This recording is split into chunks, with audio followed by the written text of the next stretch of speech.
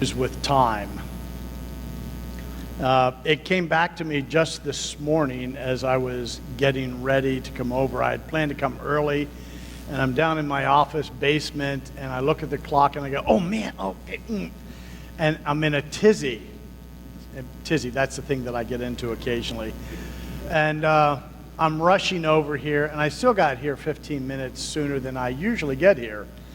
I credit or blame, depending on how bad the day is going, this particular hang-up to my father.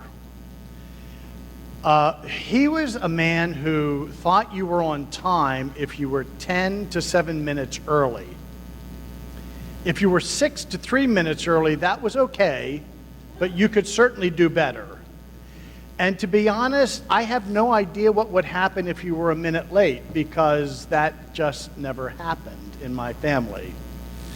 So you could imagine what happened when I married Wanda. Some of you have met her. She comes to the first service more often than not. Wanda grew up as a missionary child in Africa. And in Africa, let's just say they don't have the same exacting standards for punctuality that we do in the household that I grew up in. In fact, if something is scheduled to begin at 2 o'clock, if you're there by 4, you're good to go. This was a bit of a shock because she's never that late. I have adjusted to being 2 to 3 minutes late for something. She has adjusted to chomping at the bit to get there 10 minutes early. We've compromised in the middle. It's one thing to be running late for an appointment or a meeting. It may be something else to be running late for an appointment with God. In fact, Jesus tells this really interesting parable in Matthew 25 about 10 young women who were supposed to meet a bridegroom for a wedding festivities. And 5 of them realized that they were running out of oil for their lamps. And so they rushed out to try to find oil before the bridegroom came back. And sadly, he arrived before they returned. And they come to the place of celebration, and the door is shut, and they've been locked out. And that parable makes us begin to wonder, is it too late at some point to be with God? We hear someone thinking out loud about God's patience and mercy and justice, and we begin to wonder, is it too late at some point? Or we think about our own behavior or thoughts. Is it too late? Have I crossed a line? Have I gone someplace where I can't return to God? Will I be shut out? Is it in fact too late? The Jonah story raises a question about timing and going too far. James Lindbergh, who is an Old Testament scholar, says there are 2 basic tensions in this book. The first tension is the question of what happens to a prophet from God's people when he intentionally refuses to obey God. Is it too late? The second tension is what happens when wicked pagans are far from God. Is it too late for them? As we might expect, and as we heard Kelly read for us just a few minutes ago, the disobedient prophet, Jonah, is given a second chance. Despite his colossal failure, God comes back to him with the same assignment. Go to Nineveh, which is the Assyrian capital. You remember over the last few weeks that Jonah had said no to that assignment originally. He ran in the opposite direction, as Rachel told us last week. And yet, as he's about to die, having been thrown into the sea, God sends a fish to rescue him. And in 3:1, as we heard read, God says, go to Nineveh. I'm giving you a second chance. Seemingly, it wasn't too late for Jonah. And we might be thinking, well, of course, Jonah's special. He's a prophet. He's one of these people who listens to God carefully, at least in theory. That's what he's supposed to do. It can't be too late for someone like a prophet. He was unique. We aren't unique. We tell ourselves that despite our attempts to be faithful, we aren't always faithful. We think about the things that we've thought and we say, well, I may have crossed the line there. In our mind, we've gone too far. And in my notes, I have capital letters, our. Because in God's mind, we probably haven't gone too far. We think we have. Or we have actually done something or said something, and we know, surely at this point the door is shut, right? And if we haven't thought that about ourselves, we thought that about someone else. And if you do that, you're thinking like a prophet. That's the good news. You're thinking like a prophet. If you think, oh, it's too far gone for somebody else. The bad news is the prophet you're thinking like is Jonah, who we've seen is not a very good prophet. Jonah finally gets around to obeying God the second time. But his witness is half-hearted. Now, I don't know if you were listening carefully, but if you do a little bit of math and follow the story, when Jonah finally gets to Nineveh, we're told this vast city, it takes 3 days to walk across it. The text tells us he walked 1 day into the city. I think the language in the RSV is he began. Didn't finish, he began. He walks 1 day into the city. He's not even in the center of the city where all the important things happen. And his message in 3:4 is really intriguing. He cried out, 40 days more and Nineveh shall be overthrown. In Hebrew, it's 5 words. That's his whole message. He doesn't go the whole way into the city. And I suspect that what Jonah is thinking is the Ninevites, the Assyrians are too far gone. I'm not wasting my time. I'm not wasting my breath. I'll follow what God said. I'll get to the city. I'll go partway in. I'll give them a message, 5 words. And then they're on their own because they deserve to be wiped out. At one level, Jonah has a point. Anyone who lived in his time period knew how bad the Assyrians were. It's almost impossible for us to come to grips with that. I was thinking about what I could tell you and couldn't tell you in a place of worship. And I'm sitting there in my office thinking, nope, can't mention that one. No, can't mention that one. Oh no, definitely not that one. Here's what I can tell you. Their culture is extremely violent. Probably more violent than anything we could imagine. In the ancient world, usually the main god in these cultures that have many gods was either a god that was very wise or very creative. For the Assyrians, their main god was Azor, who was a god of war, and they worshipped really well. Now let your imagination run wild. The things that I can tell you about them, when they would destroy a city, other nations would tear down the wall protecting the city. When the Assyrians would destroy a city, they'd tear down the wall and they would tear down every house in the city. No one could live in a town that had been conquered. There was no place to live. It was rubble.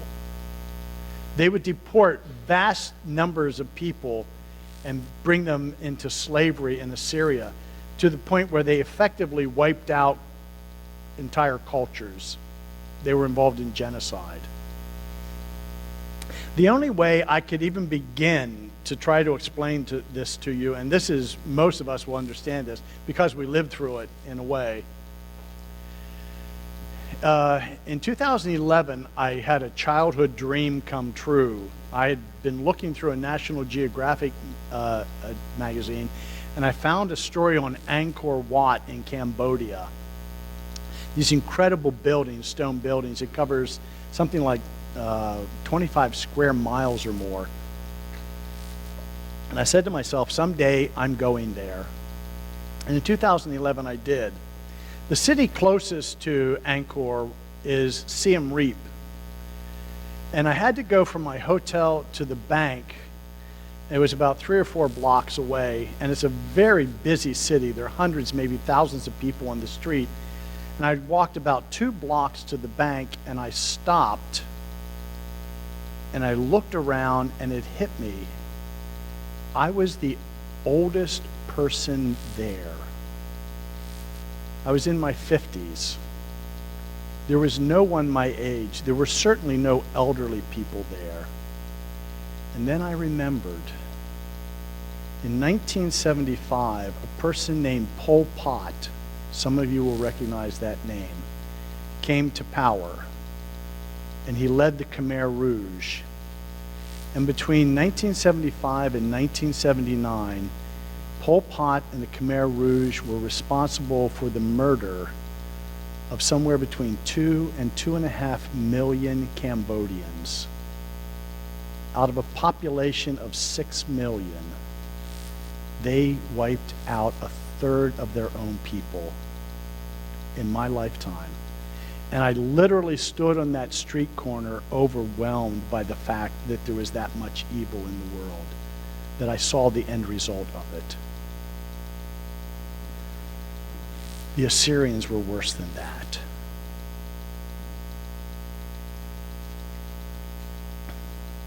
When we hear that, we're tempted to agree with Jonah. Well, it probably was too late for the Assyrians if you're that bad. I don't know if you've ever noticed this when you read the Old Testament, but every time, or almost every time, a prophet, a true prophet of God comes to his people, the people respond with anger, frustration, or confusion. That's often the response.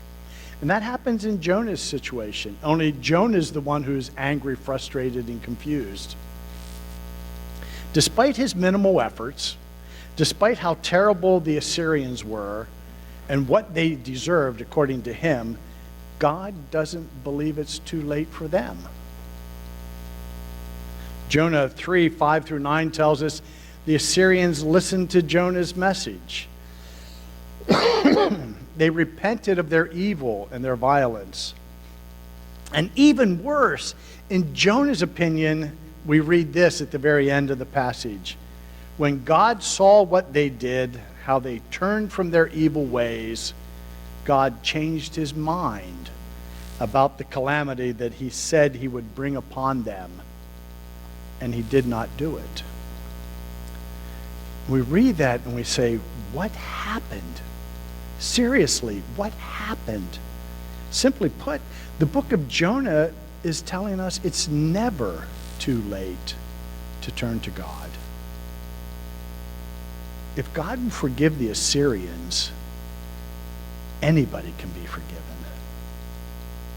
Pastor Tim Keller notes that the Hebrew word shub, S-H-U-B, is used 4 times in verses 8, 9, and 10. And he concludes that that's the key to the chapter, and I'm inclined to agree with him. When we translate the Hebrew word shub, we usually give it the English equivalent of repent. Good theological word, right? The problem is, shub is much easier understood than that. The word shub means literally turn. Turn. When a person shubs, they turn from evil and back to God. Quick illustration. I don't know if I can leave the pulpit, but I'm going to anyway. Let's say the altar is the symbolic presence of God. I'm in a good relationship right now. And now I'm not, because I've turned my back on God. But as soon as I do this, I shub. Here's the great thing about the book of Jonah.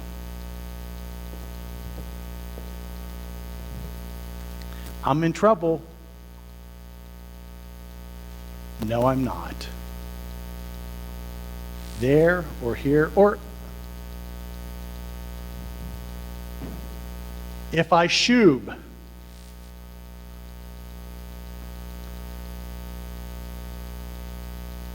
I could go to the back of the sanctuary. I'm in as much trouble here as I am up front because I've turned my back. And yet, I could go out into the gathering place. I could go to the parking lot. I could drive home. And as long as I turned, I shubed. And God says, welcome back. We have a lot of baggage attached to the word repent. And some of that baggage is really important. But the basis is remembering to turn. It's as simple as that. We can never be too far away that we can't turn. Well, this is always an interesting question to me.